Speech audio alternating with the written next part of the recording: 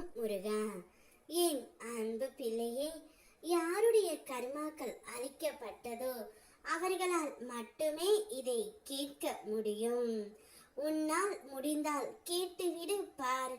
உனக்கு முடியும் என்ற நம்பிக்கையை எப்போதும் உன் மூச்சுடன் சேர்த்து கொண்டு இரு.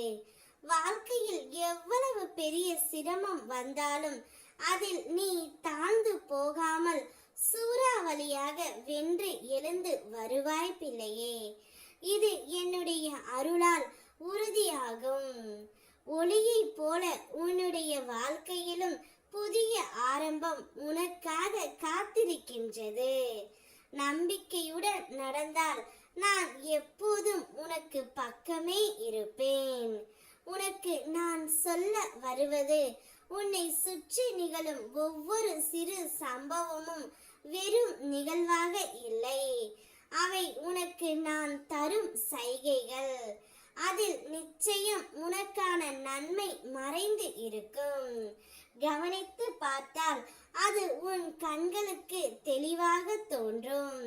சில முக்கிய முடிவுகளை எடுக்கும்போது அந்த சைகைகளை உனக்கு வழிகாட்டும். எனவே நீ எப்போதும் நேர்மறை எண்ணத்தோடு அணுகு. அப்படி செய்தால் உனக்கு தேவையானது தானாகவே உன் கையில் வரும். உன் வாழ்க்கையில் என்னுடைய அருள் வழிகாட்டுதல் என்றும் உன்னோடு இருக்கும் பிள்ளையே. உன்னை சூழ்ந்து உள்ள துயரங்களில் இருந்து எப்படி தப்பிப்பது என யோசித்து தூக்கம் வராமல் தவிக்கின்றாய். எல்லோரும் இருந்தும் அனாதை போல் உணர்கின்றாய். இது உனக்கு சோதனை காலம்தான். உன் கர்ம வினைகளை கரைக்கும் காலம் இது. சிறிது காலம் பொறுத்துக்கொள். என் நாமம் ஒன்றே உன் தீய கர்ம பலன்களை பனி போல உருக செய்யக்கூடியது. அதனை உச்சரித்து கொண்டே இரு.